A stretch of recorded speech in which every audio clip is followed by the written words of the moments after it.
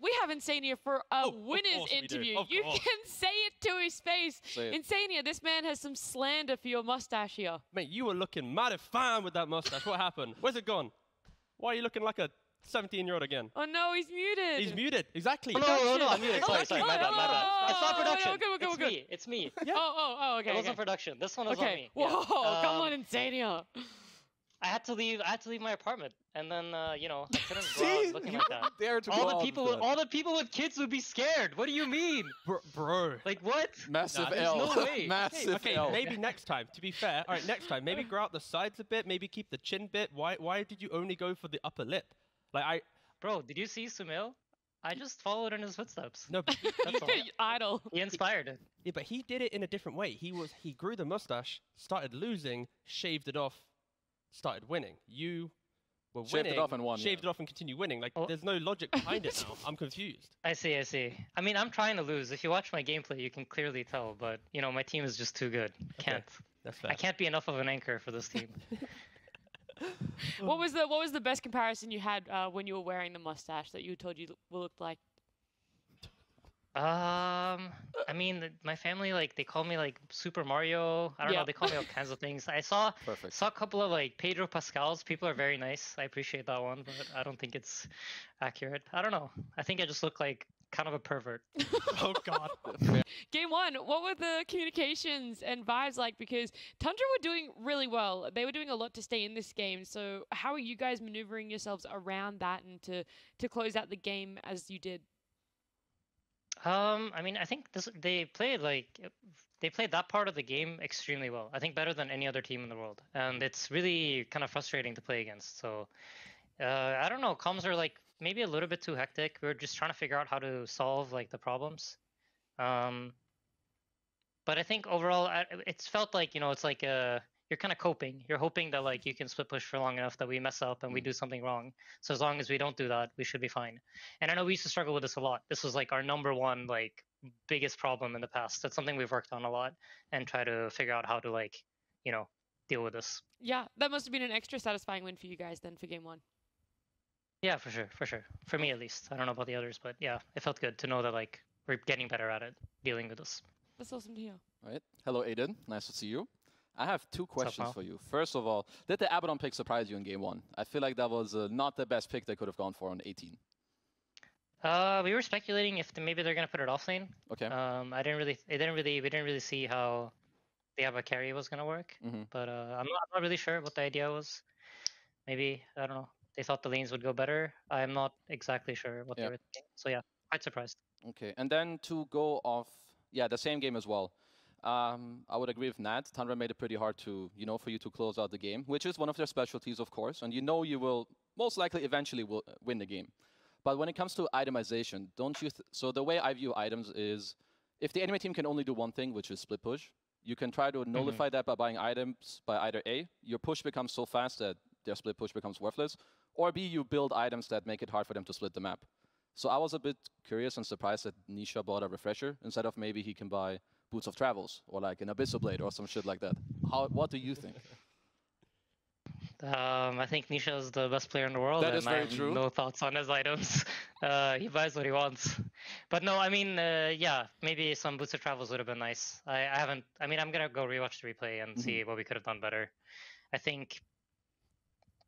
can't really recall. Maybe we had some idea that we could like go high ground, and the refresher made sense for that kind of play. But I can't recall exactly when he bought it. So.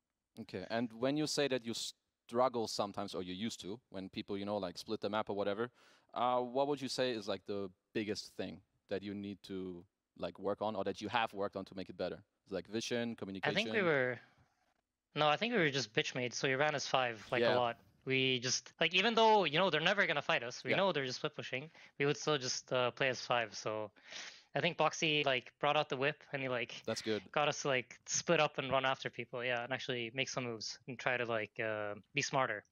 And I think Jerax was really good about it too. Like I think something really simple that a lot of people could benefit from hearing is don't move to where the heroes are, move to the heroes where the heroes are gonna be. Kind of starting to think a bit more like that. Yeah. Right, thank you. All right. Game 2. Very good Timbersaw game. Could you maybe give us some insight on, was it a certain player calling for it? Was it Nisha, making his mark with it? Like, again, it was an incredible pick that just felt like it carried you through that second game. Better be all of you. Yeah, everyone. Just spell it out letter by letter. Who said it? I don't even know who said it. I know a lot of us were like, because we were kind of mapping out the bans, and we were like, okay, if they do this, we do that. If they do that, then we do this. Yep. And Timber came up, so we had it in mind, like in terms of if set matchups show up, then we Timber them. So I can't really recall who said it, but it was kind of planned out before we did the bans even. So Sure. we kind of knew we were gonna pick it if it looked good. Yeah, fair. And in regards to draft as well, like this Ursa pick, picking it into, say, like Tide and Hoodwink, it doesn't feel like the best matchup for winning the lane. Like Hoodwink's able to kind of keep that one going. Were you picking it for the lane, or were you picking it for like the bigger picture where it's like, we just want this Ursa v CK matchup? Like, how do you decide when to concede lane over like the bigger picture of the game in regards to draft, I guess?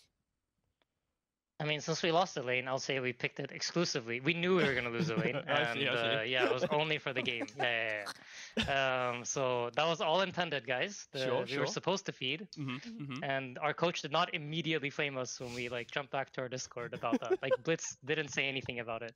Right. We were not told to go play pubs or anything like that. So wow. Okay. yeah, all according to plan. Okay, that's fair. That's all I wanted to hear. So all according to plan, perfectly fine. Ursa pick was great. Laning phase was again great for Liquid standards. It went as expected. No, I mean you got MVP, boss. So clearly the lane must have gone amazing. Wait, I got MVP. All right, yeah, did you not hear? All right, okay. So what happened was why? All right, we can say why. How? Okay.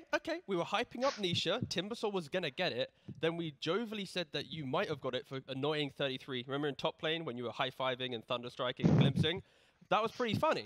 And then production may have instantly jumped on that heartiness of Dota, gave it to you, cheated Nisha from an MVP, and now suddenly you're the best player on Liquid time and time again. So congrats. Congrats. Yes, yeah. Thank you very much.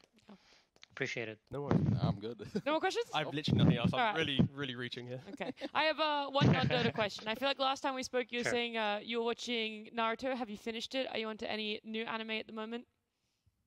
I finished it. Okay. Before Peru. Before Peru, like a month before. So. Oh wow. No, not really. I'm rewatching like some old stuff. I'm watching House. I don't know if anyone's old enough to know that show. I don't know it. But, sorry. Yeah, I'm watching old TV. Okay. All right. I do have one question. I remember, I think like a couple tours ago. Why are you already laughing? Come on. Oh, come on. Just keep him here forever. It's fine. I don't know. So how many tours until the mustache comes back? No. No, because remember last time you used to say that you had your morning pubs where you queue into Collapse and you'd have these like hearty exchanges where you had these enjoyable games. Do you have anyone now, a different pro player that in your morning games you like have to sync up? It's like, good old Collapse back again with his, pub shenanigans. I've been super degenerate. I'm waking up like right before we play, so no morning pubs for me, my friend. Late night pubs. No worries. Yeah. Okay. Unfortunately, no, not really. I don't really have not anyone I've been running into, especially much recently. Okay. No worries. Sorry. Shame. Right. Degenerate. Fair enough. But I'll let you know if I do. No, thank you. That'd be great. Keep you up to date. All right, Insania, thank you so much for joining us. Congratulations on this 2-0 and the improvement that's come out from Liquid over this last little bit. Thank you. See ya. Bye-bye. Bye.